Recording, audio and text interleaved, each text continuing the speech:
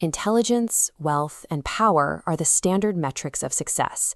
Yet for Ravan, they provided the exact weight necessary for his total collapse. Look at his resume.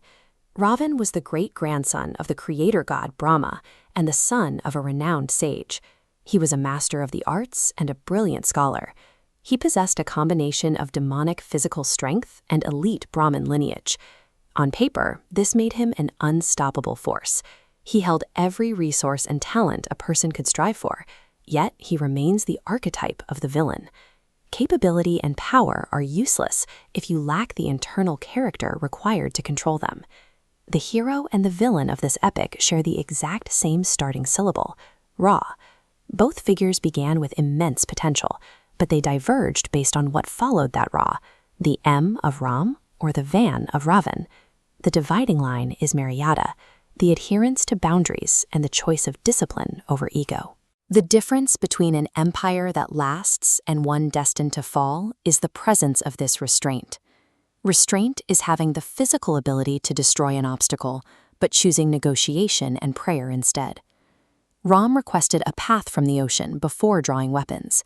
Here, his bow remains in a non-aggressive posture, even facing a massive barrier.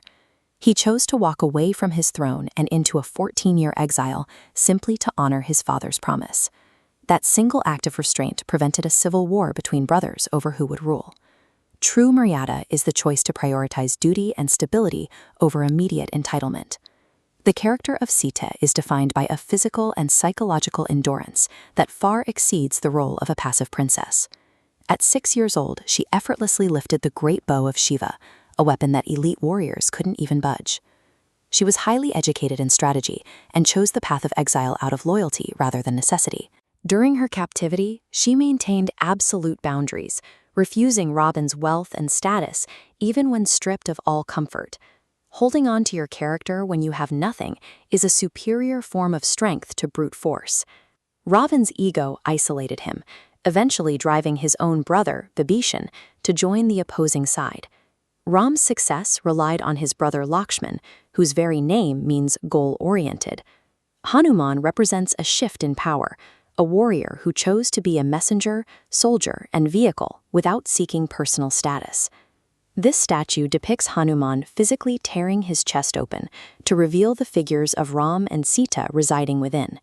It illustrates a power derived entirely from who he serves, rather than personal ambition. Achieving a massive goal is impossible unless you are willing to build unity and occasionally play a supporting role. These figures function as archetypal representations of the internal human condition. They map the tension between raw capability and moral boundaries. The ego-driven intellect of the demon and the disciplined restraint of the sage exist as potential paths within any individual. As influence and resources grow, the pressure to abandon personal boundaries and restraint increases proportionally.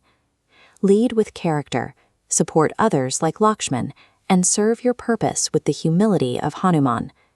You are handed the potential of Ra. Whether you complete your story with heroic discipline or destructive ego is a choice you must make every single day.